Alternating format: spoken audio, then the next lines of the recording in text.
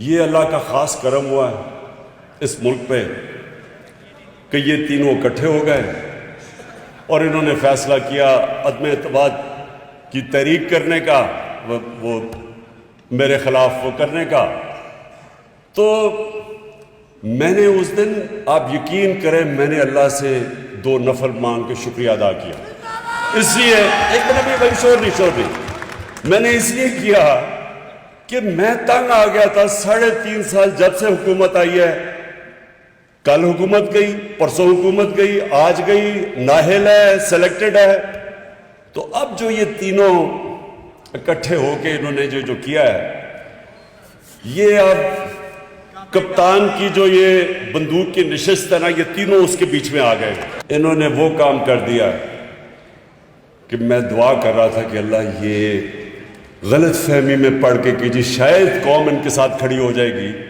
یہ پاکستانی قوم کو جانتے نہیں ہیں، کیونکہ انہوں نے کسی نے سیاست تو صحیح کی نہیں ہے۔ نواز شریف وہ جنرل جنانی کے چھتوں پہ سریا لگاتے لگاتے وزیر اعلیٰ اور وزیر وہ بن گیا۔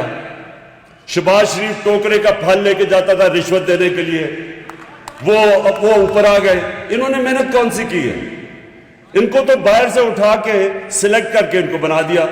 زرداری نے ایک جعلی پرچہ دکھا کے وہ بن گیا۔ انہوں نے محنت کب کی ہے؟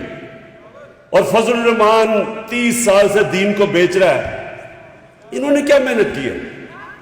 ہم یہ ابھی آپ نے پوری فلم دیکھی، ایک پارٹی نے گراس روٹ سے کھڑے ہو کے تھوڑے سے لوگوں کے کیمپین کر کے عوام میں جا کے محنت کر کے مارے کھا کے مشکلیں دیکھ کے ہم یہاں پہنچے۔ یہ کبھی بھی ہمارا مقابلہ نہیں کر سکتے۔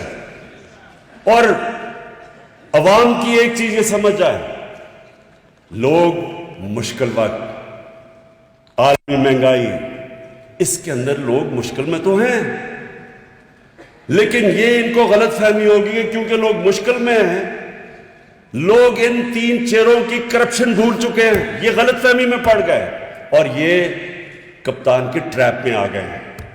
اب انشاءاللہ آپ دیکھیں گے یہ کیا ہوتا ہے ان کے ساتھ۔